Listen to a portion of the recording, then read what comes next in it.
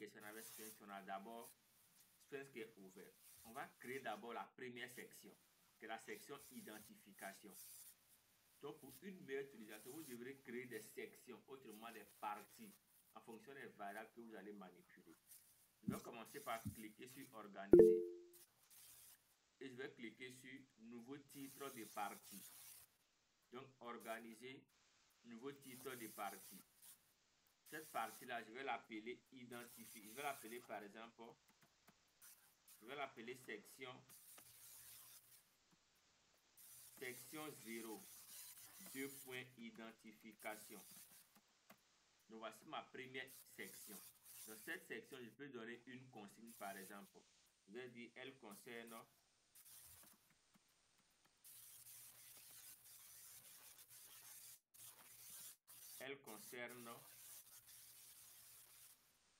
l'identification, par exemple, voilà. Elle concerne l'identification de chaque formulaire. Ok, donc voici ici la possibilité de créer une section, autrement une partie. Maintenant, je vais vous montrer deux manipulations. Si vous créez une partie comme ça, vous pourrez créer toutes vos parties en même temps. Si c'est ce qui vous convient autant pour moi, vous cliquez encore sur Nouveau titre. Donc, vous créez d'abord tous les titres de votre formulaire. Ou bien, vous cliquez sur Nouvelle question et vous commencez à réaliser ou à rédiger les questions liées à votre partie. Ou bien, vous faites OK. Les trois options sont possibles. En faisant OK, il va nous falloir maintenant rédiger nos questions. Nos questions par rapport à la section identification sont les suivantes. D'abord, nous devrons trouver le code, la date de collecte et ici le quartier. Donc, ça fait 3 questions. Je viens dans ce, je fais un clic droit. Cela est une option. Clic droit, je fais nouvelle question. Ou bien vous avez aussi dans l'option rédiger ici nouvelle question. Soit clic droit dans le vide, nouvelle question, soit vous cliquez sur rédiger, nouvelle question. Donc la première question c'était le code. Donc je vais taper code. Donc au niveau du libellé, vous pouvez taper tout ce que vous souhaitez, à part de limitation à ce niveau. Mais c'est au niveau de la variable qu'il y a la limitation. Donc au niveau de la variable, je vais mettre code. Pour la variable, vous ne mettrez pas d'accent, vous ne mettrez pas d'espacement, vous ne mettrez pas de mots trop longs. Des mots simples et faciles à comprendre. Donc je mets code. Maintenant la typologie de cette donnée code là sera ici code. Maintenant lorsque je vais choisir code, je vais mettre un contrôle pour que le code soit généré automatiquement. Donc pour ce faire, je vais cliquer sur contrôle. Et en cliquant sur contrôle, je vais ici d'abord vouloir que le code soit obligatoire. Donc je vais cocher réponse obligatoire. Le code doit être généré et le code doit être obligatoire. Si un formulaire n'a pas de code, il est nul. Donc je coche réponse obligatoire. Ensuite, au niveau des variables automatiques, je vais cocher cela. Ce qui va me permettre d'automatiser le code. Le code va être trouvé automatiquement sans que je le saisisse. Donc je coche d'abord variable automatique et je vais dérouler la liste des variables automatiques. On a différentes variables automatiques qui sont là.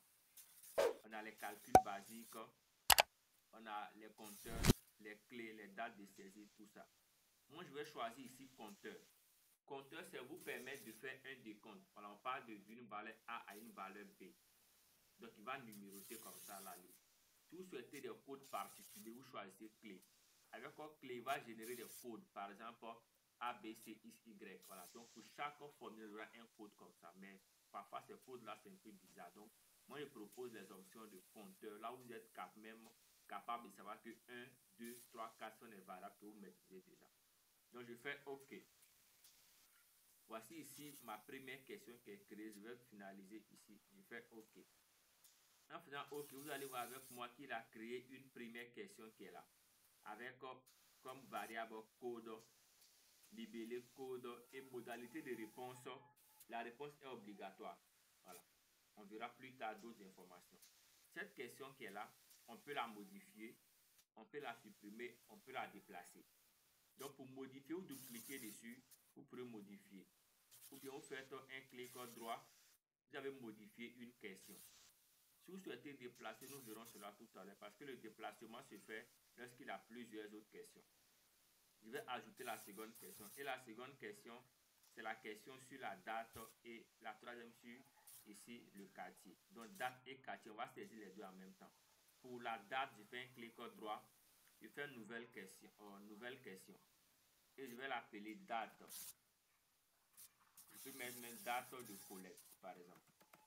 Date de collecte. Et la variable, ça sera la variable date. Et je vais choisir date et heure à ce niveau-là. Date et heure. Et j'aimerais que cette date-là soit trouvée automatiquement. Je n'ai pas à chercher la date. La date va être automatique. Donc, pour tout ce qui est comme information automatisée, vous devrez cliquer sur contrôle. Vous cochez sur variable automatique. Et vous choisissez la typologie de la variable. Moi, je vais ici choisir date, heure de saisie. Et je fais, on me demande le format. Vous pouvez choisir un format, par exemple, un format de date. Vous voulez seulement la date, le jour et tout ça. Vous souhaitez, voilà, vous choisissez le format qu'il faut. Et ensuite, vous faites OK. Ce qui vous donne la possibilité automatiquement de créer cette question-là. Et je vais rester ici pour créer la troisième question qui concerne les quartiers. Donc, je fais une nouvelle question. Et automatiquement, vous voyez bien que la deuxième question est créée là. Et vous avez la possibilité de créer automatiquement la troisième question. Donc, on va l'appeler quartier, par exemple. Donc, le quartier dans lequel on fait l'enquête. Donc, je mets quartier. Et variable, je vais appeler la variable quartier. Comme ici, les quartiers, l'on ne peut vivre que dans un quartier. Bon, on va sur la base de la logique. Hein. On ne peut interroger un répondant que dans un quartier. S'il est dans un autre quartier, on n'interroge plus. Donc, un répondant par quartier. Ou bien un quartier par répondant. OK. Donc, ici, on a la liste des quartiers qui sont là. Vous avez la possibilité que ce soit les noms exacts des quartiers. Voilà. Moi, j'ai mis seulement que des numéros. Quartier 1, 2, 3, 4 et 5. À votre niveau, vous mettrez les noms des quartiers. Ou bien si c'est à l'échelle des départements, des villes, des communes, vous mettez les noms. OK. Donc, à ce niveau, on va faire une manipulation particulière. Puisque on ne peut choisir qu'un seul quartier dans la liste proposée, nous avons une question qui est fermée unique. Fermée unique, c'est une seule possibilité de réponse. C'est comme si je vous demande quel est votre âge. Vous ne pourrez pas me donner deux. Quel est votre genre? Soit on est homme, soit on est femme. On ne peut pas avoir... Bon, excusez-moi, mais ce sont des cas particuliers. Mais soit on est homme, soit on est femme. Voilà, donc ce sont des variables avec une seule possibilité de réponse. Donc je vais taper ici quartier 1. Maintenant, comme j'ai plusieurs modalités, donc c'est ce que je mets ici qu'on appelle modalité. Donc ce sont les possibilités de réponse. J'ai plusieurs modalités. Comment faire maintenant pour que le logiciel sache que j'ai plusieurs modalités? Il me donne directement l'indication. Donc indiquer les modalités de réponse entre les séparant, en les séparant tant pour moi par un point virgule. Donc indiquer les modalités de réponse en les séparant par des points virgule. Du moment où il n'y a pas un point virgule, il considère que ce n'est pas une modalité. Donc si vous tapez une première modalité, vous mettez point virgule. Vous pourrez venir, voilà. Donc je valide, ça fait une modalité. Je vais cliquer pour continuer. Je vais taper quartier 2, point virgule. C'est le point virgule qui sépare les modalités. Je vais mettre quartier 3. OK. Donc, à partir du dernier élément, le point virgule n'est pas obligatoire. Mais le point virgule est obligatoire entre les éléments précédents. Mais le dernier élément, le point virgule n'est pas obligatoire. Vous voyez bien qu'ici, on a 3 modalités. Je fais un exemple pratique avec vous. Le point virgule, je le remplace par une virgule, par exemple. Je mets une virgule. Vous voyez bien qu'il a mis 2 modalités. Si je fasse ici que je mets un autre symbole, peu importe, du moment où ce n'est pas un point virgule, il considère que c'est la même information. Donc vous devrez mettre un point virgule et automatiquement il met 3 modalités. Je vais m'arrêter à ces 3, je vais faire OK. Donc voici ici mes 3 premières questions sur la section 0 qui est appelée identification. Donc le code, la date et le quartier. À ce niveau, est-ce qu'il y a une question avant qu'on ne passe à la seconde section, autrement la section numéro 1? Si les questions sont là, vous pourrez les poser. Oui, monsieur Olivier a posé. Donc, on va créer la section numéro 1. Pour ce faire, soit vous faites un clic droit dans le vide, là vous faites nouveau titre de partie, soit vous cliquez sur organiser, nouveau titre de partie, voilà, ça dépendra de vous. On va l'appeler section 1. Et cette section, je vais lui donner une consigne. La consigne, c'est un descriptif, un commentaire, voilà, un petit truc, c'est pas obligatoire. Donc, cette section, on va l'appeler, je vais ajouter section 1 en même temps. Information, par exemple, socio-démographique. Est-ce qu'il y a les démographes ici, des personnes qui manipulent beaucoup de données démographiques, que ce soit dans le domaine de la santé, peut-être, voilà.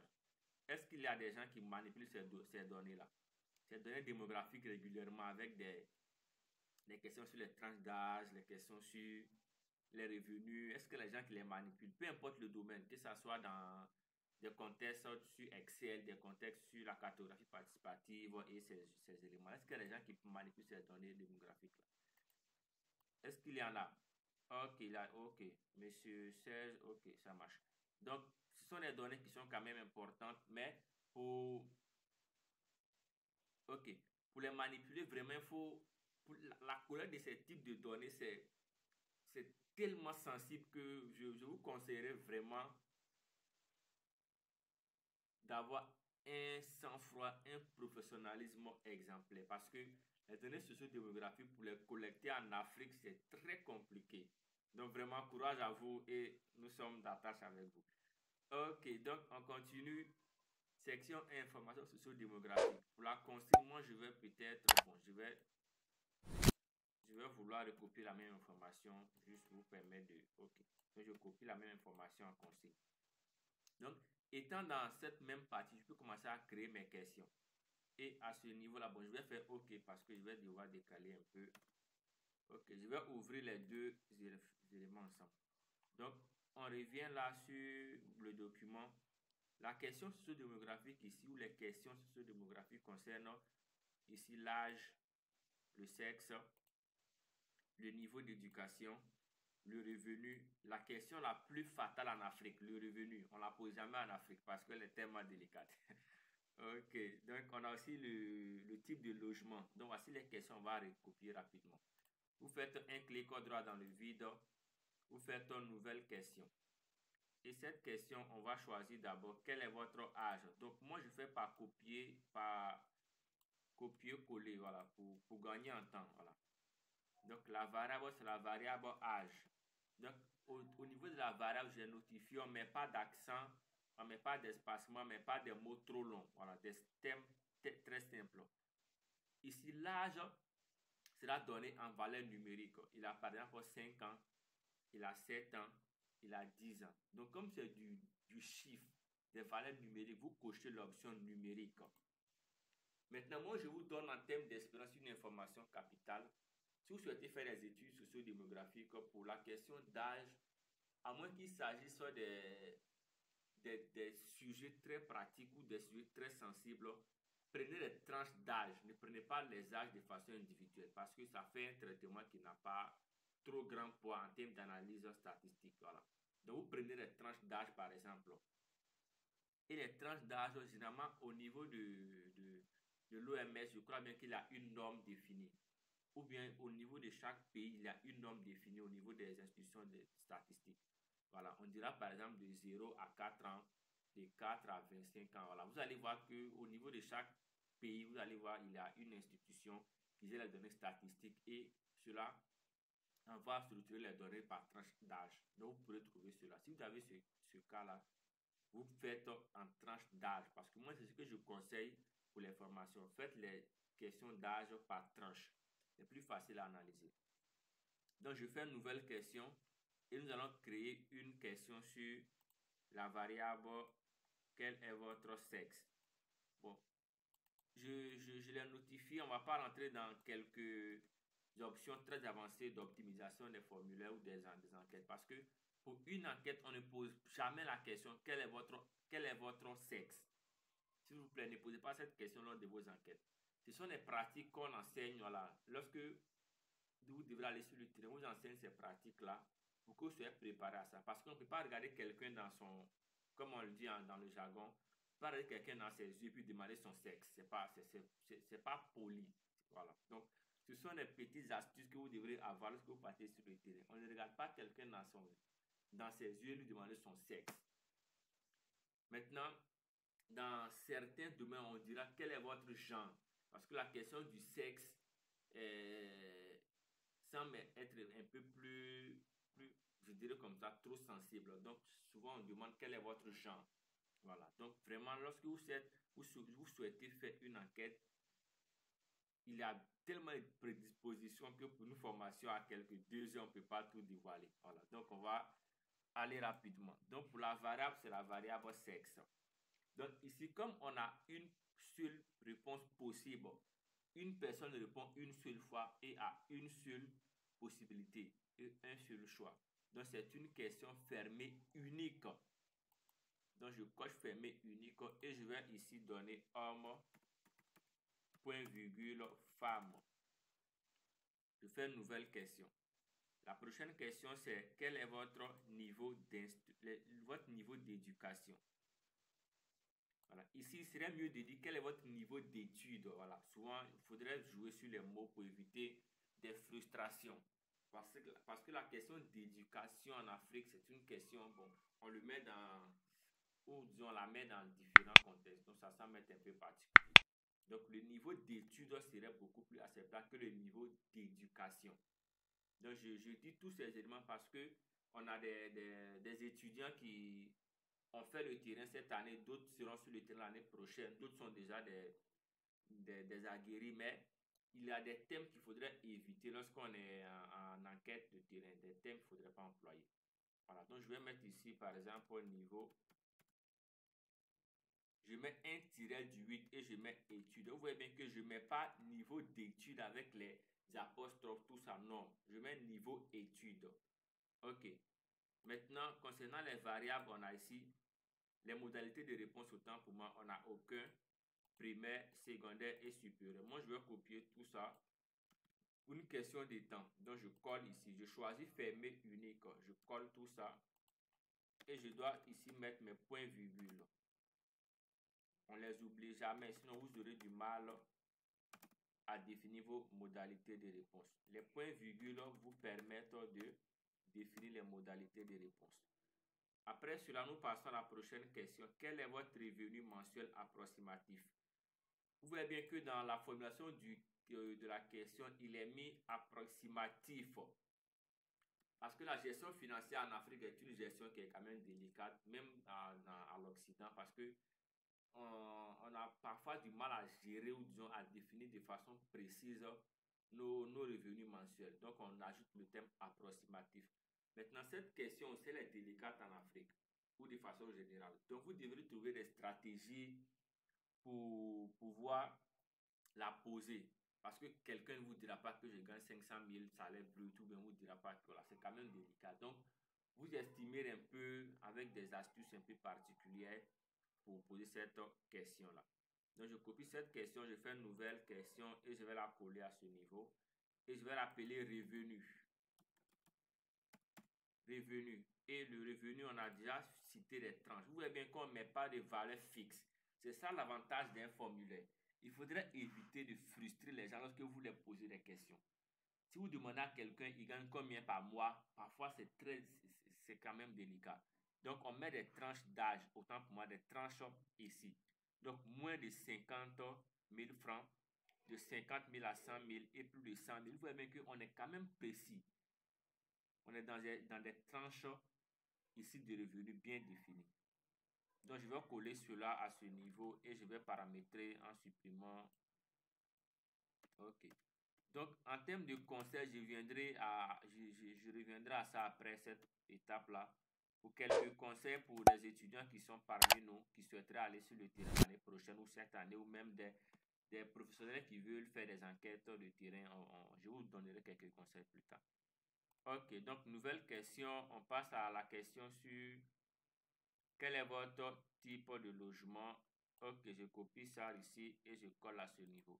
Donc le travail préparatoire est quand même très pénible. Vous devrez préparer toutes ces questions avec toutes les modalités de réponse avant de vous lancer sur Sphinx pour commencer à réaliser ici ces questions-là. Donc je vais l'appeler logement par exemple.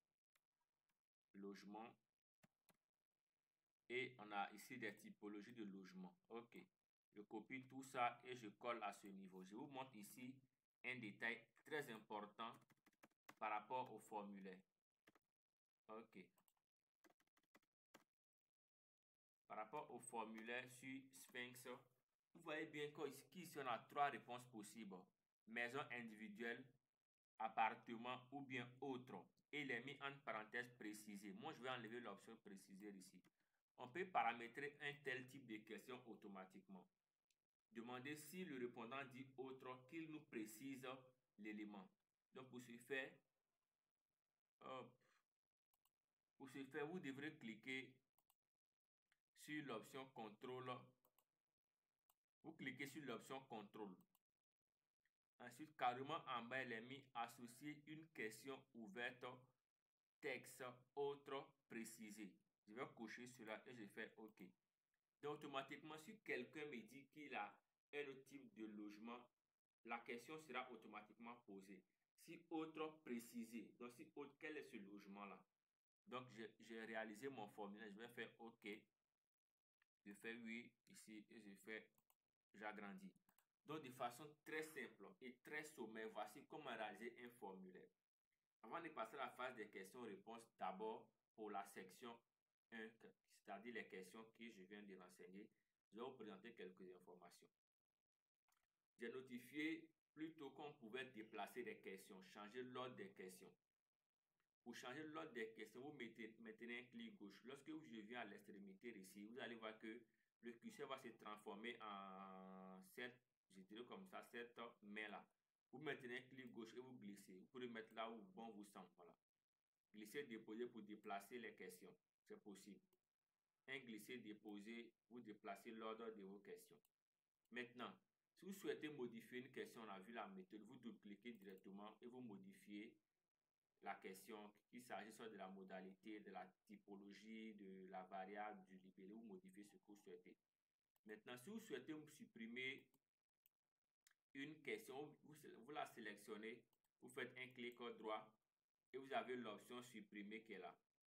Vous pouvez supprimer la question, vous pourrez aussi dupliquer la question qui est là. Voilà, c'est possible aussi. Donc, quelques détails que je souhaitais vous montrer avant qu'on passe à la phase des questions et des réponses sur cette partie-là. Avant encore d'attaquer cette phase des questions et réponses sur la partie, un détail important. Vous voyez bien que devant chaque question, il y a, je dirais comme cela, un code, s'il faut le dire ainsi. Donc, on a un indicatif à ce niveau-là. L'indicatif ici, ou l'indication, est fonction de la typologie de la question. Si vous voyez AB, c'est-à-dire c'est une question de type texte. Si vous voyez un tel symbole, c'est-à-dire c'est une question fermée unique. Vous voyez un tel type, c'est une question ici numérique. Donc en fonction même de ce symbole-là, on peut savoir la typologie de la question sans pourtant ouvrir la question. Donc voici quelques éléments que je souhaitais vous montrer avant qu'on ne passe à la phase des questions et des réponses par rapport à ce que je viens de faire sur la section 1. S'il y a des questions, je les prends avant qu'on ne passe à la finalisation de ce formulaire-là.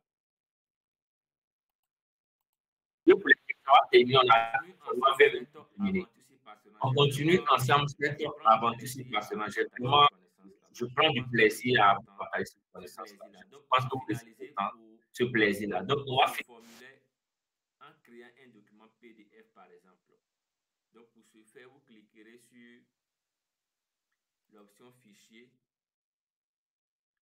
et avec l'option fichier, vous avez ici l'option mettre en page. Voilà. Donc l'option mettre en page, vous cliquez sur l'option mettre en page. Je vous propose une option de mise en page.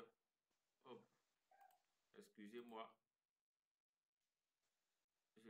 Ok, mettre en page. Ok. Je vais faire. Ok.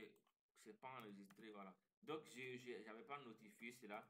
Vous ne pourrez pas faire une mise en page si le document n'est pas enregistré. Donc, veuillez à l'enregistrer au préalable avant de faire une mise en page. Je fais enregistrer. Je vais aboutir à l'interface de mise en page. C'est un peu comme en cartographie là. Donc, je suis très bien. Donc, on a ici le nom, les informations ici au niveau de l'entête.